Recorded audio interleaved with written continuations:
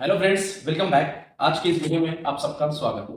इस वीडियो में शिक्षण सेवक के बारे में मैं आपको कुछ बताना चाहूंगा। सिर्फ हंगामा खड़ा करना मेरा मकसद नहीं, मेरी कोशिश है कि ये सूरत बदलनी चाहिए।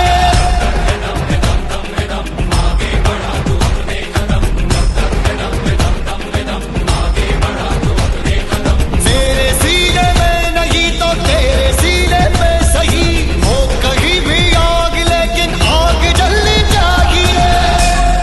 सिर्फ हंगामा खड़ा करना मेरा मकसद नहीं, मेरी कोशिश है कि ये सूरत। शिक्षण सेवक 2000 के अंदर महाराष्ट्र में लागू हुआ। जो भी न्यूली टीचर रिक्रूट होता है तो उसको शिक्षण सेवक की पोस्ट पे रखा जाता है।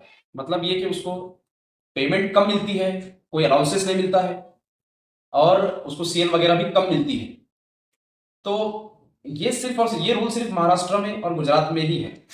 ठीक है, ये उस वक्त के जो 2000 में जो भी मुख्यमंत्री थे महाराष्ट्र के अंदर, तो उन्होंने ये रूल लाया था। हो सकता है ये रूल इसलिए लाया गया, जो मुख्यमंत्री थे तो उन्होंने ये रूल लाया था।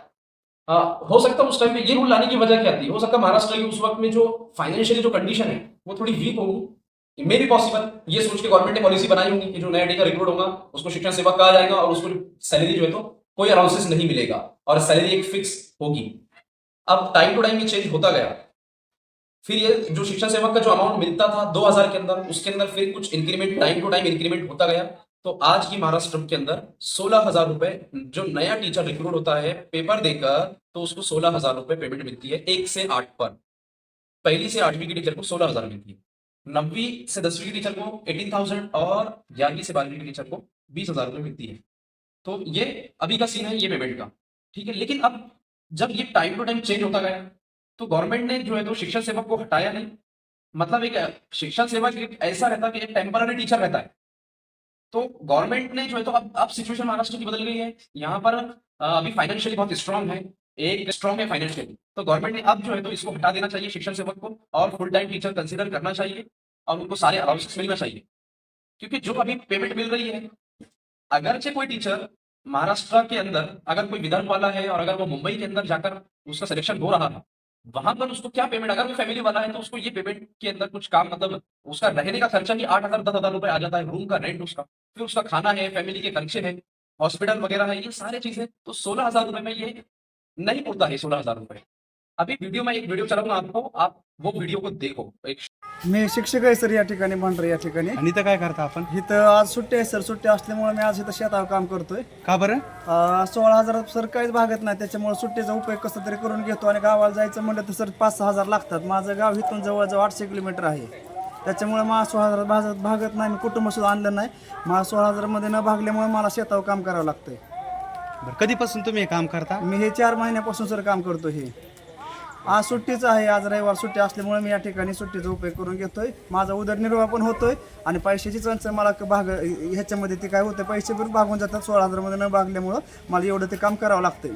तुम्ही शिक्षक असून देखील शिक्षक शेतीचे काम असून करता? सुद्धा काम करतोय, पण आता पैशामध्ये भागत नाही. शासनाने आमच्या कुठेतरी या सहानुभूतीचा विचार करावा. 16,000 जे मानधन आहे ते वाढवावं, किंबहुना नाही तर मग आमचं 16,000च्या ऐवजी ये सिचुएशन है महाराष्ट्र के शिक्षण सेवक की। ठीक है, शिक्षण सेवक ये प्रॉब्लम को फेस कर रहे हैं। तो महाराष्ट्र अभी जो सिचुएशन है वो बदली हुई है, महाराष्ट्र एक फाइनेंशियली स्ट्रांग है। तो गवर्नमेंट ने शिक्षण सेवक की, हमारी ये डिमांड है कि गवर्नमेंट ने ये शिक्षण सेवक के पद को हटाकर उसे फुल टाइम टीचर कंसीडर करना चाहिए और जितने भी सैलरीज के अलाउंसेस है, पेमेंट के अलाउंसेस है, वो सब ओपन होना चाहिए उसके लिए। ठीक है, और दूसरी चीज, महाराष्ट्र के अंदर अभी कंत्राटी टीचर की भर्ती चालू है, कॉन्ट्रैक्ट टीचर की भर्ती चालू है। तो उसमें टीचर उसको 15,000 रुपए दे रहा है और जो टीचर को पेपर देकर वो टीचर सेलेक्ट कर रहे हैं और उसको सिर्फ 16,000 रुपए पेमेंट। तो दोनों में क्या फर्क रहा? हमारा कहना क्या है कि समान काम समान वेतन होना चाहिए। क्योंकि महाराष्ट्र के अंदर बहुत दूर दूर 700 800 किलोमीटर पे लगे हुए हैं, 500 किलोमीटर पर लगे हुए अपने घर से टीचर, तो उनको पेमेंट कहाँ से पूरी वो, अपने घर वालों को पेमेंट क्या भेजेंगे वो? तो ये सिचुएशन अभी शिक्षण सेवक जितने भी अभी महाराष्ट्र के अंदर 15,000 का सिलेक्शन हुआ है, तो ये सिचुएशन फेस कर रहे हैं। तो गवर्नमेंट ने इसके ऊपर थोड़ा सा सोचना चाहिए, कुछ ना कुछ पॉलिसी अपनी बनाना चाहिए और ये जो शिक्षण सेवक जो पोस्ट है इसको जल्द से जल्द गवर्नमेंट ने रद्द करना चाहिए और फुल टाइम टीचर उसको कंसिडर करो, जितने भी अलाउंसेस है और पूरी पेमेंट उसको मिलना चाहिए। ये महाराष्ट्र और गुजरात के अलावा ये पूरे इंडिया में कहीं पर भी नहीं है अभी फिलहाल। ये पूरे इंडिया के अंदर शिक्षण सेवक का कोई पद है नहीं, सीधा सीधा उसको फुल टाइम टीचर कंसिडर किया जाता है।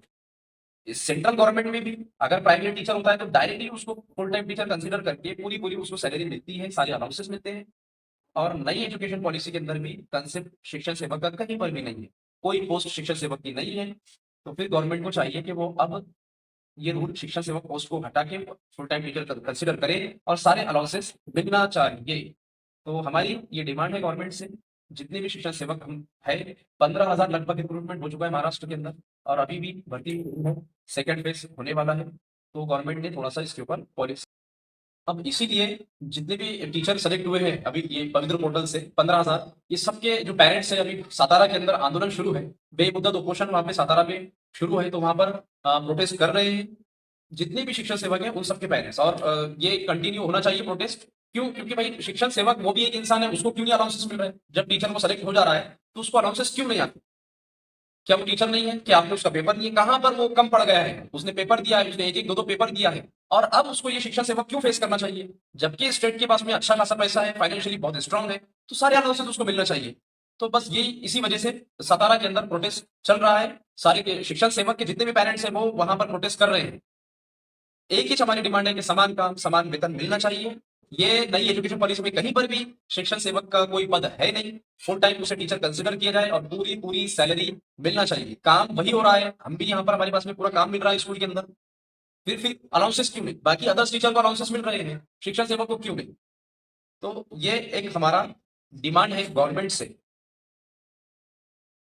जी.आरचा निषेध आज आपण या ठिकाणी करत आहोत। त्यानंतर या ठिकाणी शिक्षण सेवकाचं पद या ठिकाणी निर्माण करून तुटपुंजा मानधनावर या ठिकाणी शिक्षक सेवकांना या ठिकाणी काम करावं लागते। आजच्या महागाईच्या दृष्टिकोनातून सुद्धा या ठिकाणी त्यांना ते मानधन दिले आहे, ते तुटपुंजा मानधन आहे। हे शिक्षक प्रामाणिकपणे 3 वर्ष काम करायचं आणि तुटपुंजा मानधनावर या ठिकाणी काम करायचं, इथे आपल्याला शिक्षक म्हणून मानधन आहे, त्यांचं मानधन सुद्धा या ठिकाणी वाढलं पाहिजे। आमची तमाम शिक्षकांची मागणी आहे की शिक्षण सेवक पद हे समूळ नष्ट आपण केलं पाहिजे, ते कायमस्वरूपी रद्द केलं पाहिजे, अशी आजच्या आंदोलनाच्या निमित्ताने या ठिकाणी मागणी आहे। त्यानंतर मित्र आधार हा जो विषय आधारच्या माध्यमातून शिक्षण सेवक शिक्षण सेवक आज के इस वीडियो में सिर्फ इतना ही। और आपको ये वीडियो कैसा लगा कमेंट कीजिए और ये जितना हो सके इसे शेयर कीजिए अपने फ्रेंड्स के अंदर। ओके, फिर मिलेंगे नेक्स्ट वीडियो में।